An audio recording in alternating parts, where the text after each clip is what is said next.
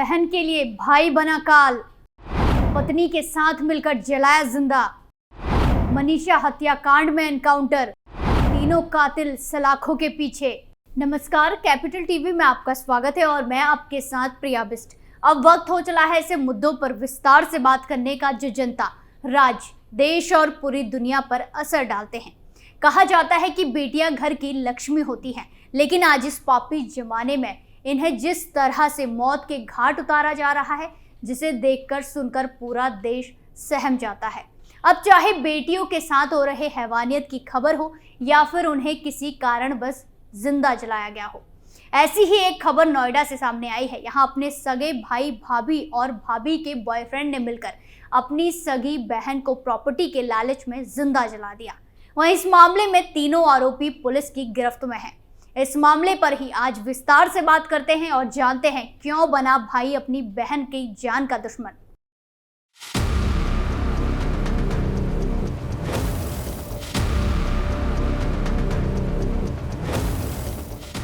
करोड़ों की प्रॉपर्टी के लिए नोएडा के मनीष ने अपनी ही बहन को मौत के घाट उतार दिया।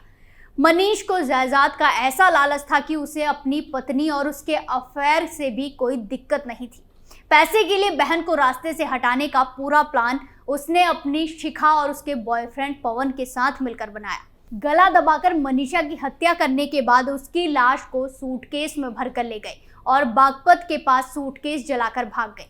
पुलिस ने एक खौफनाक हत्याकांड सुलझा लिया है। मृतक के गायब होने की खबर सबसे पहले उसके चचेरे भाई ने पुलिस को दी थी। इसके बाद सीसीटीवी जांच और कॉल डिटेल से पूरी साजिश खुलकर सामने आई। इस मामले में भाई और भाभी अरेस्ट हो गए हैं। वहीं भाभी का प्रेमी एनकाउंटर में धर दबोचा गया है। मनीषा की बात करें तो मनीषा अपनी पढ़ाई के लिए खुद जॉब किया करती थी। वो सेल्फ डिपेंडेंट हो चुकी थी, लेकिन उसकी मौत का कारण उसके पिता की पैतृक संपत्ति बन गई। दरअसल नोएडा में उसके पिता की बनाई हुई संपत्ति करीब 4 से 5 करोड़ की थी, जिसे उसके भाई और भाभी बेचना चाहते थे और उसे बेचने के लिए मनीषा के सिग्नेचर की जरूरत थी, लेकिन मनीषा उस सिग्नेचर को करने के लिए मंजूर नहीं थी। यही वजह थी कि उसे मौत को गले लगाना पड़ा। आपको बता दें कि 20 साल की मनीषा चौहान नोएडा के सदरपुर में उसके पिता द्वारा बनाई गई करीब 4 से 5 करोड़ की संपत्ति में अपनी माँ, भाई और भाभी के साथ रहती थी। वहीं 1 नवंबर को ऑफिस काम करने गई हुई थी मनीषा, जहां से वो कैब कर शाम के समय घर वापस आई, लेकिन घर पर उसके साथ हो रहे दुर्व्यवहार की वजह से वो अक्सर अपना अधिकतर समय अपने दोस्तों के साथ ही बिताती थी। यही वजह थी कि उस दिन भी वो अपने दोस्तों के साथ समय बिताने के लिए चली गई, लेकिन वहां से वापस नहीं आई। उसी रात उसके भाई, भाभी और भाभी के बॉयफ्रेंड ने मिलकर उसे अगवा कर पहले दुपट्टे से उसका गला दबाकर उसे मौत के घाट उतार दिया। अब इतने पर भी इन हैवानों ने उसे मृत नहीं छोड़ा और अपनी सुरक्षा के लिए मनीषा को जिंदा जला दिया। दरअसल एक दिन उसकी भाभी अपने बॉयफ्रेंड से मिलने गई हुई थी, जिसे मनीषा ने देखा था और उस बात को लेकर मनीषा ने अपने ऊपर हो रहे अत्याचार की वजह से परेशान होकर परिवार वालों से इस बात को शेयर किया, जिसके बाद उसकी भाभी और भाई में कुछ दिन कलेश रहा। मनीषा को पवन का घर पर आना पसंद नहीं था। इसी के चलते घर पर अक्सर मनीषा के साथ विवाद रहता था। मनीषा के साथ मारपीट भी की जाती थी। मनीषा को जहर खिलाकर मारने की धमकी भी दी गई थी। इसी वजह से मनीषा अपना खाना खुद बनाया करती थी, लेकिन एक दिन मनीषा को इस तरह की सजा दी जाएगी उसे पता भी नहीं था। अंत में यही हुआ कि एक भाई ने अपने इस रक्षाबंधन के पवित्र रिश्ते को तार तार करते हुए कुछ पैसों के लालच में बहन को जिंदा जला दिया। हत्यारों ने मनीषा को 1 नवंबर की रात ही गला घोंटकर मौत के घाट उतारने के बाद उसकी बॉडी में आग लगा दी थी। इसके बाद रातों रात ही उन्होंने पुलिस की डर से अपने बचाव के लिए मनीषा के अध जले शव को एक सूटकेस में भरकर बागपत जिले सिसाना गांव में फेंक दिया। यहाँ सुबह सुबह काम करने वाले लोगों ने जब खेत में पड़ा शव देखा तो तुरंत इसकी सूचना पुलिस को दी। मौके पर पहुंची पुलिस ने छानबीन की तो उस दौरान पुलिस के हाथ कुछ नहीं लगा, जिसकी वजह से उस लाश को लावारिस घोषित कर दिया गया। इसके बाद 3 नवंबर को पुलिस ने छानबीन फिर से शुरू की। इस केस की जांच में कुल 4 टीमें बनाई गई और उन 4 टीमों को अलग अलग दिशा में जांच करने के लिए भेजा गया, जिसके बाद कुछ ही समय में पुलिस ने वारदात को अंजाम देने वाली कार को ट्रेस करते हुए मनीषा के घर नोएडा पहुंच गए। जहां उसके भाई और भाभी से पूछताछ की गई और इसी बीच पुलिस ने असली आरोपी मनीषा के भाई और भाभी को गिरफ्तार कर लिया। वहीं पुलिस ने जांच करने के बाद मृतका के भाई मनीष और उसकी पत्नी शिखा को गिरफ्तार कर हत्याकांड का खुलासा किया, जिसमें सिसाना गांव का पवन फरार चल रहा था। जिसमें सिसाना गांव में शमशान घाट के समीप मंगलवार शाम पुलिस की फरार हत्यारोपी पवन के साथ मुठभेड़ हो गई, जिसमें पैर में गोली लगने से पवन घायल हो गया था। जिसके बाद पुलिस ने घायल हत्यारोपी पवन को गिरफ्तार कर लिया।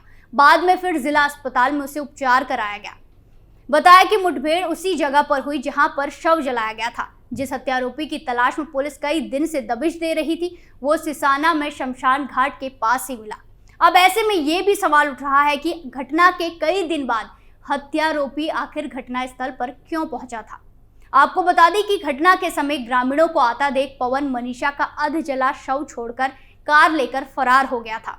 वहीं नोएडा की युवती मनीषा की हत्या के मामले में मुठभेड़ में पकड़े गए 25,000 रुपए के इनामी आरोपी पवन ने पुलिस को बताया कि मनीषा का उसने दुपट्टे से गला घोटा। मनीष ने हाथ और शिखा ने पैर पकड़े थे। उसने मनीषा का लैपटॉप और अन्य सामान सोनीपत के खेवड़ा में जलाया था। आरोपी पवन को बुधवार को न्यायिक अभिरक्षा में जेल भेज दिया गया है। वहीं इस मामले में कोतवाली प्रभारी राकेश कुमार शर्मा का कहना है कि आरोपी पवन निवासी सिसाना को मंगलवार देर शाम यमुना खादर से मुठभेड़ में पैर में गोली लगने के बाद गिरफ्तार किया गया था। उसके पास से घटना में इस्तेमाल हुआ तमंचा, 2 कारतूस और 3 खोखे, मनीषा की घड़ी और आधार कार्ड बरामद हुए हैं।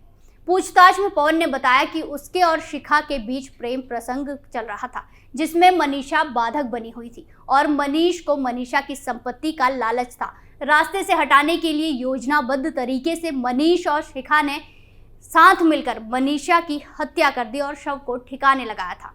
थाना प्रभारी का कहना है कि आरोपी पवन को अदालत में पेश किया गया, उसे न्यायिक अभिरक्षा में जेल भेज दिया गया है। वहीं आपको बता दें कि आरोपी पवन दाढ़ी रखता था। पुलिस के पास पवन की दाढ़ी के ही फोटो थे। पुलिस पहचान न पाई, इसीलिए पवन ने गौरीपुर मोड़ के निकट एक सैलून पर शेविंग कराई थी। घटना के खुलासे के लिए पुलिस की 4 टीमों का गठन किया गया था। 3 नवंबर की रात में पुलिस के हाथ बड़ी सफलता लगी थी। उसने वारदात में प्रयोग की गई कार को ट्रेस कर लिया था। इसके बाद मृतका की शिनाख्त नोएडा के सदरपुर गांव की मनीषा के रूप में हो गई थी। वहीं वारदात की कड़ी परत दर परत खुलती ही चली गई और आज तीनों आरोपी सलाखों के पीछे हैं, जिनको जल्द ही रूह कपाने वाली सजा मिल जाएगी। स्पेशल स्टोरी में आज के लिए इतना ही। फिर पेश होंगे नए मुद्दे के साथ। बाकी तमाम खबरों के लिए देखते रहिए कैपिटल टीवी उत्तर प्रदेश। नमस्कार।